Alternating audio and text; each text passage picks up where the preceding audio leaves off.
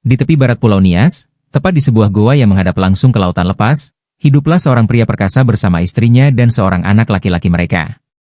Goa itu masih ada hingga kini, menjadi saksi bisu dari kisah agung yang diwariskan turun-temurun. Nama pria itu adalah Laowomaru. Laowomaru bukan orang biasa. Tubuhnya kuat, sorot matanya tajam seperti elang laut, dan langkahnya berat seperti ombak yang menggulung batu karang. Sehari-hari, ia mengarungi lautan sebagai pelaut, namun bukan sekadar mencari ikan, ia memburu para pelaut asing yang dianggap mencuri kekayaan laut dari wilayahnya. Ia membajak kapal-kapal mereka, melumpuhkan awaknya, dan membawa pulang hasil jarahan. Namun bukan untuk memperkaya diri, melainkan dibagi rata kepada warga desa. Dalam ketegasannya, tersembunyi rasa cinta pada tanah kelahirannya. Laowomaru memiliki rahasia besar, sehelai rambut kawat yang tumbuh dari kepalanya.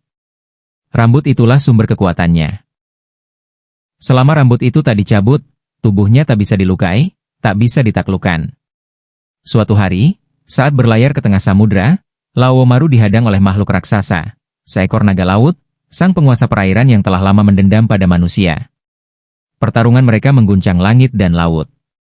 Gelombang setinggi pohon kelapa bergulung-gulung ke daratan. Tapi Laowomaru, dengan keberanian dan kekuatan luar biasa, berhasil menumbangkan sang naga. Darah makhluk itu menyatu dengan lautan, dan sejak saat itulah, ombak mulai muncul di dunia. Sebelumnya, laut selalu tenang, dan sejak kematian sang naga, ia menjadi bergelora, seolah menangisi takdirnya. Waktu berlalu. Laowomaru ingin mewariskan ilmunya kepada anaknya. Ia tahu, suatu hari kekuatannya akan hilang, dan sang anaklah yang harus menjaga laut dan rakyat. Untuk itu, ia mempersiapkan sebuah ritual pewarisan ilmu. Anak itu harus bertapa di dalam goa, menyatu dengan roh-roh leluhur, dan menjaga satu pantangan. Jangan membuka mata ketika roh datang menggoda. Namun saat ritual berlangsung, sang anak, yang masih muda dan belum siap, merasa takut saat hawa dingin dan bisikan gaib mulai menyelimuti. Ia melanggar pantangan. Ia membuka mata. Seketika tubuhnya menggigil, panas dan keringat mengucur, lalu darah mengalir dari kedua matanya. Ia jatuh, dan tak pernah bangun lagi. Ketika Laowomaru tiba, anaknya sudah tak bernyawa. Ia mengguncang tubuh itu, memanggil namanya berkali-kali, namun jawaban tak kunjung datang. Hatinya hancur. Dunia menjadi sunyi. Ia telah kehilangan satu-satunya pewaris. Dalam duka dan keputusasaan, Laowomaru bertekad melakukan sesuatu yang mustahil, menyatukan Pulau Nias dengan Pulau Sumatera. Ia mengajak seluruh warga desa untuk menarik pulau itu secara gaib.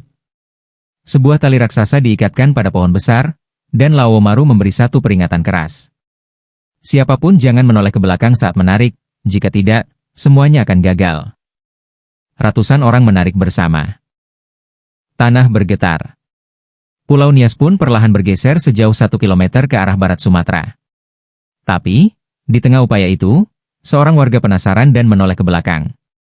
Seketika, tanah mengeras. Pulau itu tak bisa digeser lagi. Usaha mereka gagal, dan Laowomaru hanya bisa menunduk kecewa. Cita-citanya tak pernah tercapai.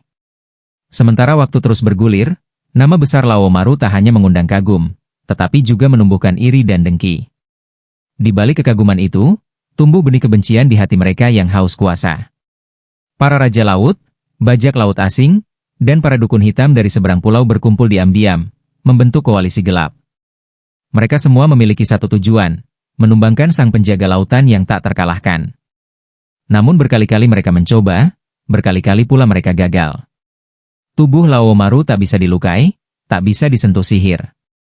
Tak ada senjata yang mampu menembus kulitnya, tak ada racun yang bisa menyentuh nadinya.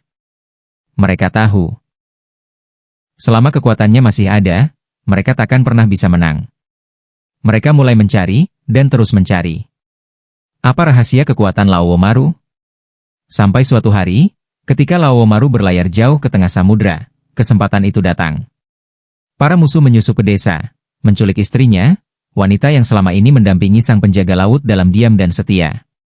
Dalam lorong-lorong gelap dan dingin, sang istri disiksa, diancam, dan ditakut-takuti dengan cara yang paling keji.